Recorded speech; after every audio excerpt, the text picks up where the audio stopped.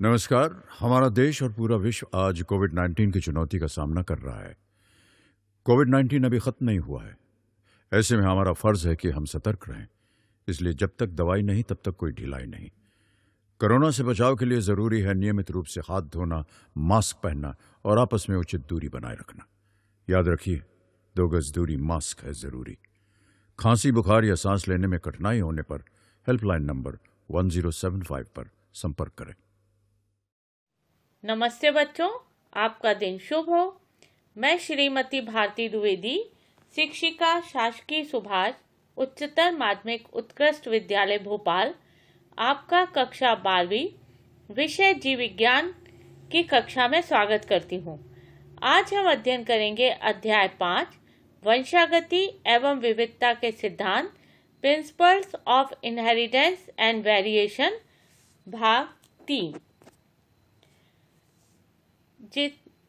आज हम इस पाठ से संबंधित महत्वपूर्ण प्रश्नों का अध्ययन करेंगे, जिनमें पहला प्रश्न है, किन्हीं 2 अलिंग सूत्री आनुवंशिक विकारों का उनके लक्षणों सहित वर्णन कीजिए। इसका उत्तर इस प्रकार है। शरीर में होने वाली उपापचयी क्रियाओं के प्रत्येक चरण पर एंजाइम नियंत्रण रखते हैं। पूर्ण प्रक्रिया में कहीं भी एक एंजाइम के बदल जाने पर एंजाइम निर्माण न होने की दशा में कोई न कोई डिसऑर्डर उत्पन्न हो जाता है। बीडल तथा टेटम ने एक जीन एक एंजाइम परिकल्पना, 1 जीन 1 एंजाइम कंसेप्ट के पश्चात यह निश्चय हो गया कि अनेक रोग जेनेटिक डिसऑर्डर के कारण होते हैं। मानव में होने वाले ऐसे कुछ रोग निम्नलिखित हैं: सिकल सेल एनीमिया, दात्र कोशिका अरक्तता और फेनाइल कीटोन्यूरिया। पहला, दात्र कोशिका अरक्तता, सिकल सेल एनीमिया। यह मनुष्य के एक अप्रभावी रेसेसिव जीन से होने वाला रोग है। जब अप्रभावी जीन समयुग्म की अवस्था में होता है, तब सामान्य हीमोग्लोबिन के स्थान पर असामान्य हीमोग्लोबिन का निर्माण होने लगता है। अप्रभावी जीन के कारण हीमोग्लोबिन की बीटा श्रृंखला में 6ठे स्थान पर ग्लूटामिक अम्ल का स्थान वैलिन अमीनो अम्ल ले लेता है। असामान्य हीमोग्लोबिन ऑक्सीजन का वहन नहीं कर सकता तथा लाल रुधिर का रुधिराणु हंसिए के आकार के हो जाते हैं। ऐसे व्यक्तियों में घातक रक्त अल्पता अनीमिया हो जाता है, जिससे व्यक्ति की मृत्यु हो जाती है। विषम युग्मजीव व्यक्ति सामान्य होते हैं, किंतु ऑक्सीजन का आंशिक दाब कम होने पर इनके लाल रुधिराणु हंसिए के आकार के हो जाते हैं। हीमोग्लोबिन जीन सामान्य हीमोग्लोबिन के लिए है और Hbs जीन दात्र कोशिका हीमोग्लोबिन के लिए है। दूसरा रोग है फेनाइल कीटोन्यूरिया। यह रोग एक अप्रभावी जीन के कारण होता है। इस लक्षण का अध्ययन सर्वप्रथम आर्चीबाल्ड गैरेट ने किया था। फिनाइल एनेलीन अमीनो अम्ल का उपयोग अनेक उपापचयी पथ में होता है। प्रत्येक पथ में अनेक एंजाइम भाग लेते हैं। किसी भी एक एंजाइम का निर्माण न होने से वह पथ पूर्ण नहीं हो पाता, जिससे रोग उत्पन्न हो जाता है।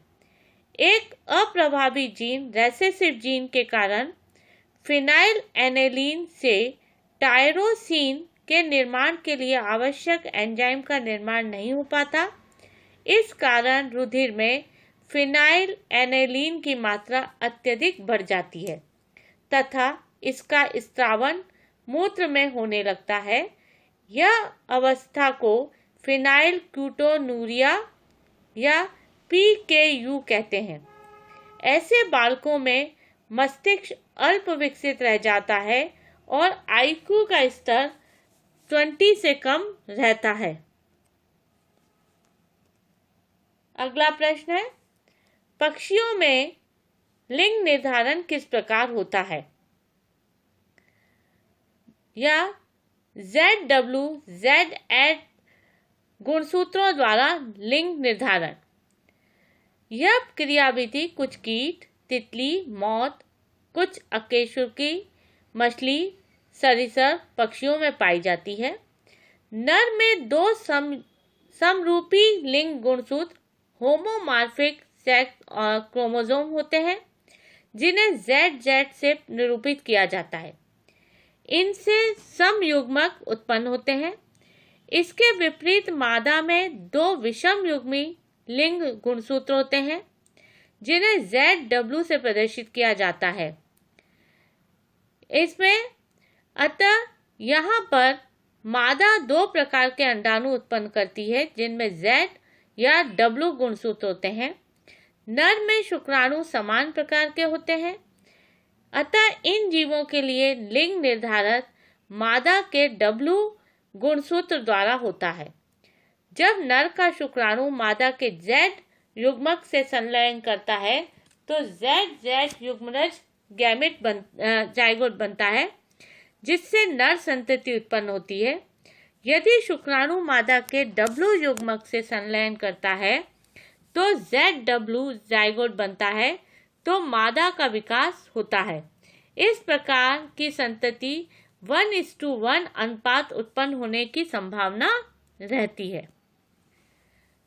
अगला प्रश्न है, सहलग्नता का गुणसूत्री सिद्धांत लिखिए। 1910 में मॉर्गन ने सहलग्नता सिद्धांत का प्रतिपादन किया। इस सिद्धांत के मुख्य बिंदु निम्नानुसार है। आपस में सहलग्नता प्रदर्शित करने वाले सभी जीन एक गुणसूत्र पर पाए जाते हैं, सहलग्न जीन कहलाते हैं। एक गुणसूत्र पर पाए जाने वाले जीन गुणसूत्र के ऊपर रैखिक क्रम में विन्यसित होते हैं।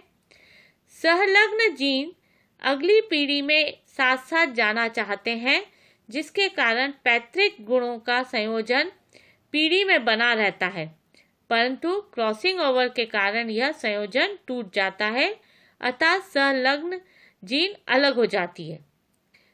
संलग्न के जीन्स के बीच पाए जाने वाला सहलग्नता बल उनके बीच की दूरी का व्युत्क्रमानुपाती होता है, अर्थात उनके बीच दूरी बढ़ने से संलग्नता बल कम होता है और दूरी कम होने से संलग्नता बल अधिक होता है। अगला प्रश्न है, फिनाइल एनेलीन हाइड्रोक्सीलेज का क्या कार्य है? फिनाइल एनेलीन हाइड्रोक्सीलेज का कार्य फिनाइल एनेलीन को टायरोसिन में अपचयित करना है। अगला प्रश्न है, सिकल सेल एनीमिया में हीमोग्लोबिन में किस प्रकार का परिवर्तन होता है? सिकल सेल एनीमिया में हीमोग्लोबिन में एक ऑटोसोमी जीन में उत्पन्न म्यूटेशन होता है, जिसमें हीमोग्लोबिन की बीटा श्रृंखला में छठा अमीनो अम्ल ग्लूटामिक अम्ल का स्थान वैलिन ले लेता है। नेक्स्ट क्वेश्चन, आनुवंशिक रोग क्या है? मनुष्य में इस रोग के 2 उदाहरण लिखिए। वे रोग जो किसी संतान को अपने माता पिता से आनुवंशिक रूप से प्राप्त होते हैं, आनुवंशिक रोग कहलाते हैं। उदाहरण वर्णांधता, कलर ब्लाइंडनेस और हीमोफीलिया। अगला प्रश्न है, लिंग संलग्न लक्षणों को परिभाषित कीजिए। मनुष्य में लिंग संलग्न वंशागति द्वारा उत्पन्न 2 व्याधियों के नाम लिखिए।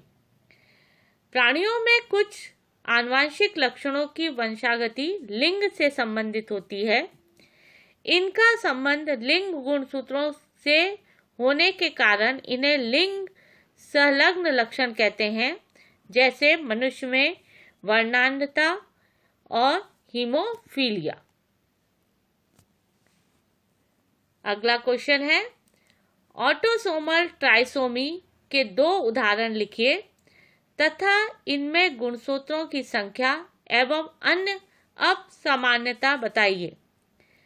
मानव के गुणसूत्री व्युत्क्रम में उत्पन्न होने वाले 2 रोगों के नाम और उनके गुणसूत्र का विन्यास रखिए। ये प्रश्न का दूसरा स्वरूप ये भी हो सकता है। इस दोनों प्रश्नों के उत्तर एक ही हैं। 21वें ऑटोसोमल गुणसूत्र की ट्राइसोमी के कारण डाउन सिंड्रोम होना और जिससे उनकी कुल गुणसूत्रों की संख्या 47 होती है। दूसरा 18वें ऑटोसोमल गुणसूत्र की ट्राइसोमी के कारण एडवर्ड सिंड्रोम का विकसित होना, इसमें भी गुणसूत्रों की कुल संख्या 47 होती है। हीमोफीलिया से ग्रसित एक पुरुष का विवाह एक सामान्य स्त्री से किया गया। उनकी संतानों में इस रोग की वंशागति को रेखा चित्र की सहायता से समझाइए। यदि हीमोफीलिया से ग्रसित एक पुरुष किसी सामान्य स्थिति से विवाह करता है तो उसके सभी पुत्र सामान्य और सभी पुत्रियां रोगवाहक होंगी, जैसा कि आप इस फ्लो चार्ट में देख रहे हैं।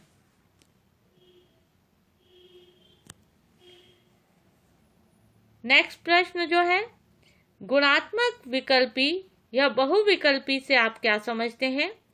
मानव में रुधिर वर्गों के प्रकार और उनकी वंशागति का वर्णन कीजिए। बहुविकल्पी या गुणात्मक विकल्पी।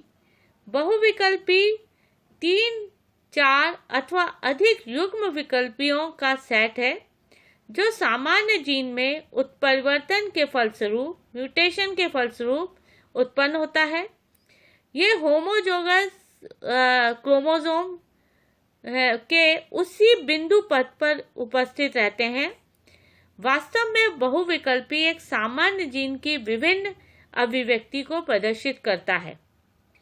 उदाहरण, मानव में रुधिर वर्ग, मनुष्यों में रुधिर वर्गों की वंशागति का बहुविकल्प का उदाहरण है।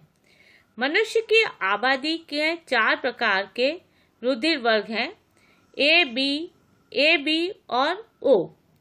इनकी खोज कार्ल लैंडस्टीनर ने 1902 में की थी।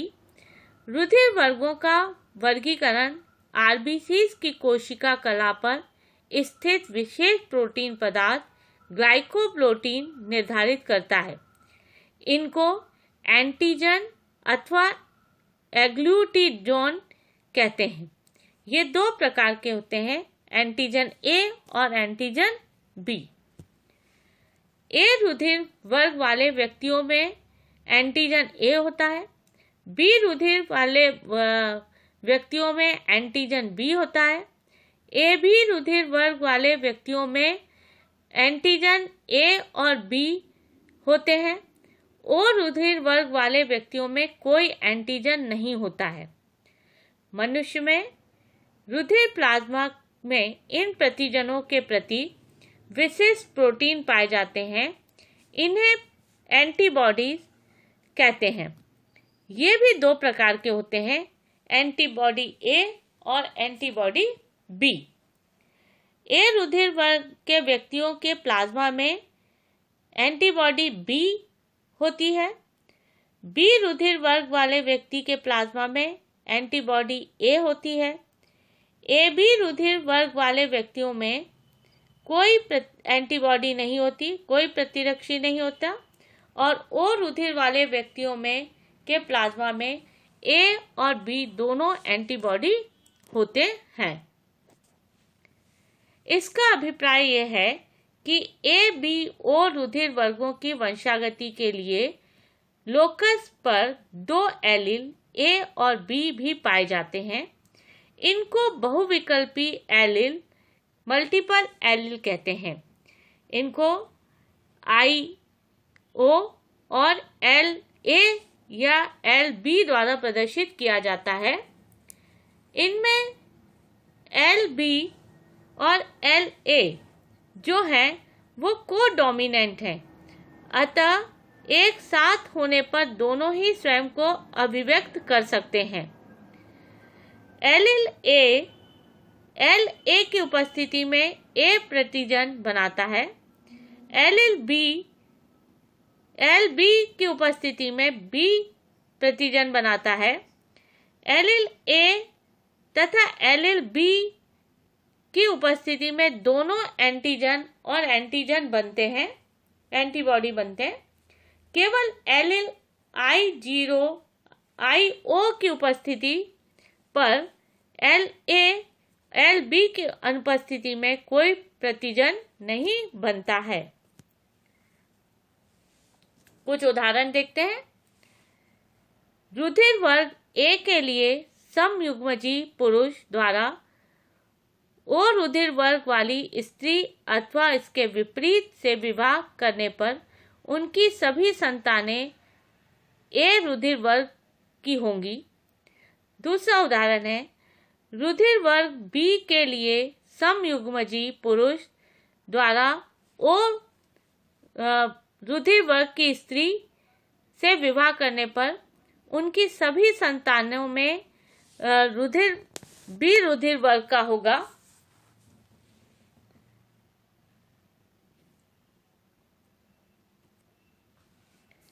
A रुधिर वर्ग के लिए समयुग्मजी पुरुष द्वारा B रुधिर वर्ग की समयुग्मजी स्त्री से विवाह करने पर संतानें AB रुधिर वर्ग की होती हैं।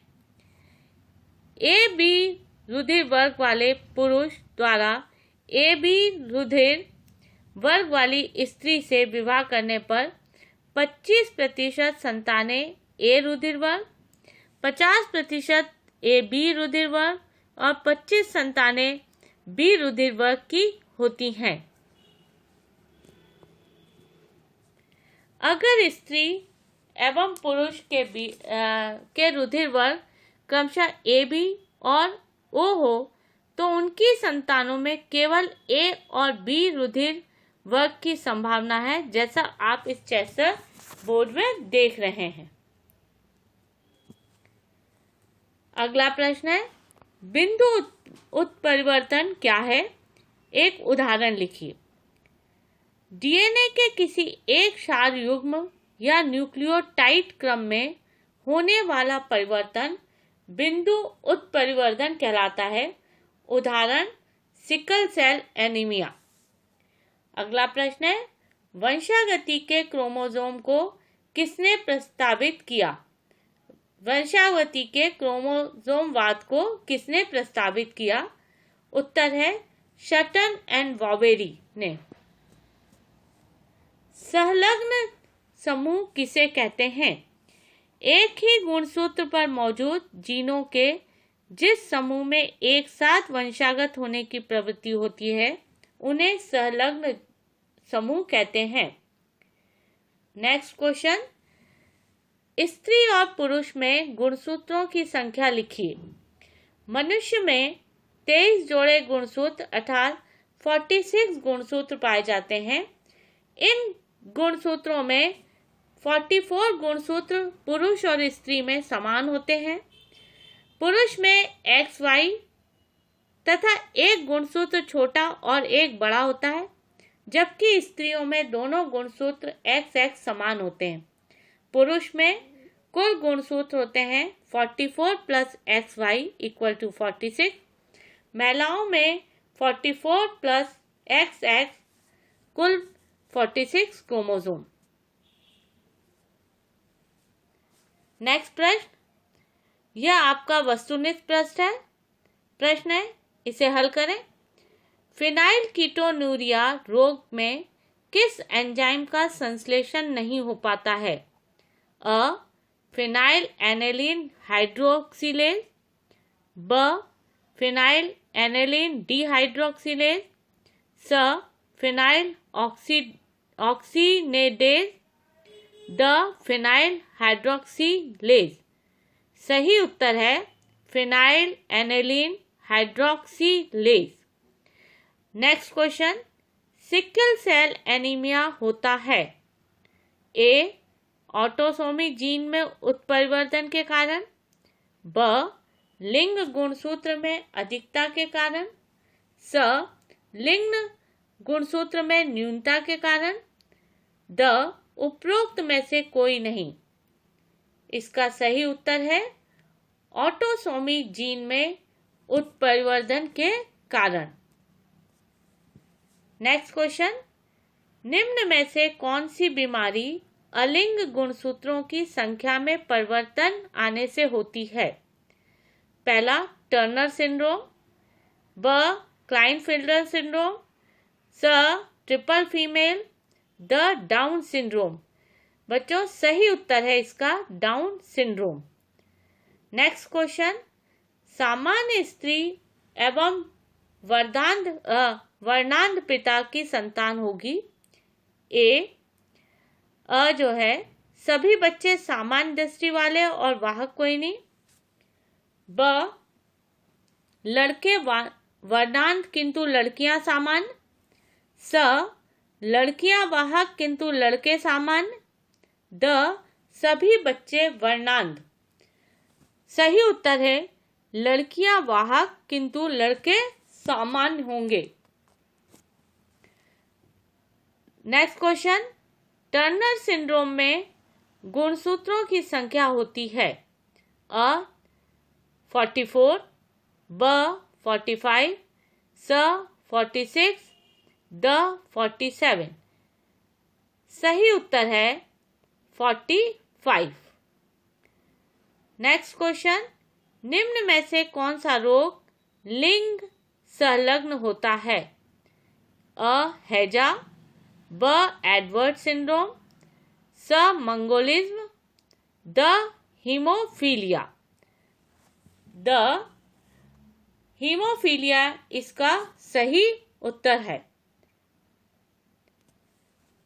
नेक्स्ट क्वेश्चन, जब जीनों का एक समूह संलग्नता प्रदर्शित करता है तब वे अ स्वतंत्र अपव्यूह नहीं दर्शाते, ब कोशिका विभाजन को प्रेरित करते हैं, स गुणसूत्र नक्शा नहीं दर्शाते, द अर्धसूत्री विभाजन के समय रिकॉम्बिनेशन दर्शाते हैं। इसका सही उत्तर है स्वतंत्र अपव्यूह नहीं दर्शाते हैं।